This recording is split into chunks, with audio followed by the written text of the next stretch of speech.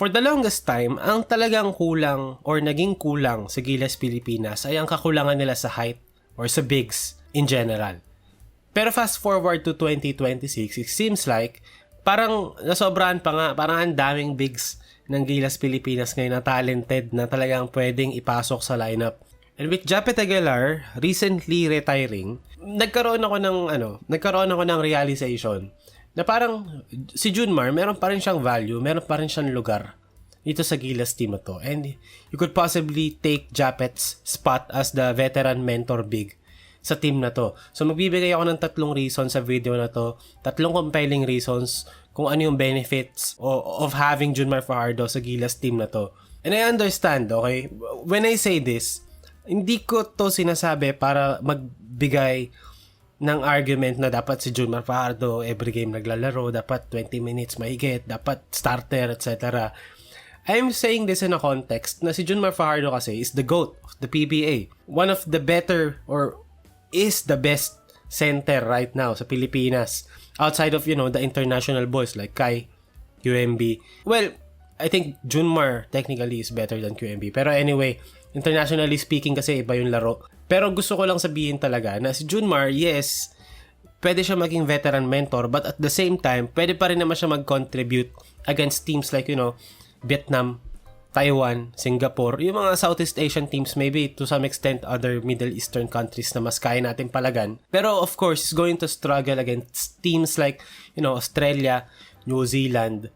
Doon na mas maha-highlight yung weaknesses ng isang Junmar Fajardo. Pero it's not bad to have a guy like Junmar Fajardo sa pinakadulo ng bench ng Gilas Pilipinas to be a mentor for Kai and QMB and maybe AJ Edo as well. Maybe Carl Tamayo too. Pero Carl's more of a wing in my eyes. And then B, maging isang contributor kapag yung kalaban is, kaya naman. So let's go to the stats first. Putahan muna natin yun. So sa 2025, Junmar Fajardo with Gilas Pilipinas, 6 possessions per game halos, kasi nag-average siya ng 5.7 points, 3.6 rebounds, and 1.3 assists per game on 58.7% true shooting. Not bad. Kumbaga sa limited games or limited minutes na nakita niya, these numbers are not bad. Of course, merong mga times kung saan kinain talaga siya ng gwardiya ng kalaban sa pick and roll. Pero, given na yun eh. That's Junmar Fajardo for you. He's going to give you points inside, offensive rebounds, pero at the same time, he's going to give up a couple of possessions guarding the pick and roll. So, pag-usapan muna natin yun. We're going to be fair sa video na to. I know, pag Junmar Fajardo on topic, lagi ko tong nire-raise sa mga videos ko na talagang kinakain siya sa pick and roll defense. And it's not really his fault kasi, yun talaga yung limitation ng isang Junmar Fajardo. Hirap talaga sumabay sa pick and roll defense. Dito, naka-drop defense siya, nag-go over sa screen si Dwight Ramos.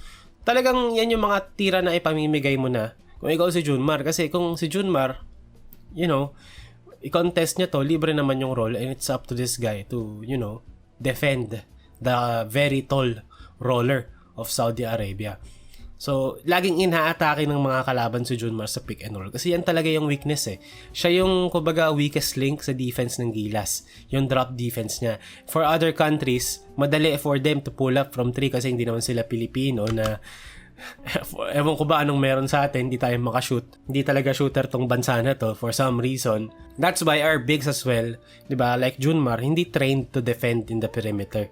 Kasi wala namang masyadong shooter eh. Sinong babantayan ni Junmar Fajardo? Calvin Optana, diba? Si Scottie Thompson coming off a pick and roll, hindi naman pupull up sa 3 points yun. Even a very dynamic guard like Juan Gomez de Leaño sa pick and roll or an RJ Barrientos, hindi rin naman consistently makakashoot sa pull-ups against the drop coverage. Pero pag dinala mo na sa international game, medyo magkakaroon na ng problema. Pero anyway, outside of that, Junmar Fajardo is the GOAT for a reason. Ito yung reason number 2 ko. Si Junmar Fajardo, magdo-dominate pa rin yan against, other teams or other Southeast Asian teams na hindi naman ganun ka-dominant sa ilalim or hindi naman ganun ka up to Gilas' level or up to the level of Australia, New Zealand. Ito nga sa clip na to against New Zealand. Pero magkakaroon na possession na si Junmar Fajardo makakascore sa paint, off the post. Dito triangle offense yan, sinata nila si Junmar Fajardo, drop step, pump fake, 'di ba? Money. money shot for Junmar Fajardo. Yan talaga yung signature shot niya eh. Kasi Junmar Fajardo, yes, nagsistruggle siya against bigger defenders or defending the pick and roll as well. Pero, hindi mo makakaila na talented talaga si Junmar Fajardo sa poste.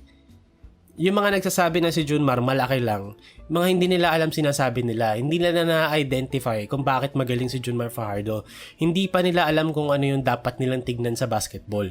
Kasi they don't recognize how good Junmar is sa pagkuha ng posisyon sa ilalim, sa pag-setup ng galaw niya, pagbasa ng defense, at yung footwork kung paano makadating or makapunta sa posisyon na madali na lang yung tira para sa kanya. Dito, di ba?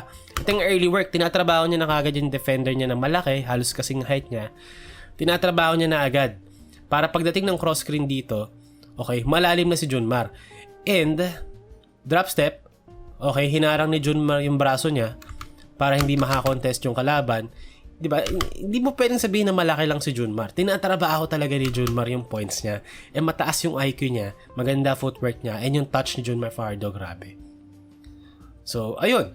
Junmar Fajardo, still, diba? Kumbaga, ayun, tiga mo, tinrabaho niya rito si Ty Wesley. Kung malaki lang si Junmar, wala siyang ganyang mga klaseng mga galaw. O yun, kahit yun, diba?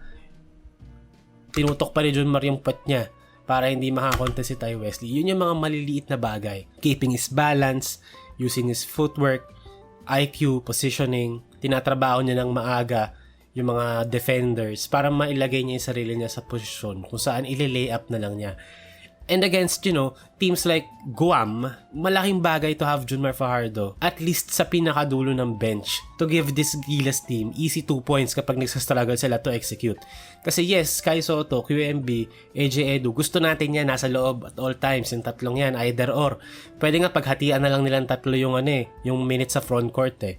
Maybe occasionally Brownlee at the 4. Pero kapag nagka-leche-leche na, di ba, at hindi sila makascore lahat, maganda na meron pa rin Junmar Fajardo at the very least sa pinakadulo ng bench na ilalagay mo doon to give you 2 points or makakuha ng offensive rebound, makascore, foul counted, 3 points.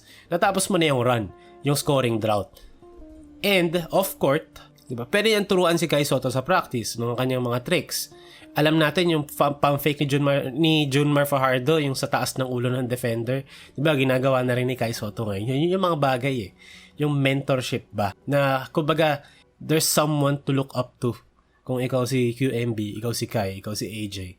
A guy like Junmar Fajardo. And yun yung patlong reason ko, yung kaninang mention ko, na si Junmar kasi, pwede siyang yung break glass in case of emergency type of player sa dulo ng bench. Kasi 6'10 pa rin yan na talented sa ilalim umiscore. Kapag nagka-leche-leche na, lagay mo si Junmar.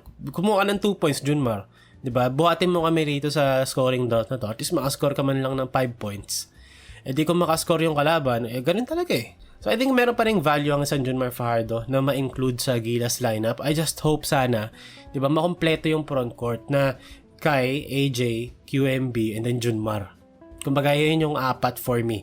It would be nice to add Balti sa mix. Personally, I would add Balti, tatanggalin ko si Malonzo, or tatanggalin ko, I don't know, pero hindi ko nagagalawin yung Youngcore, sila Carl, sila KQ.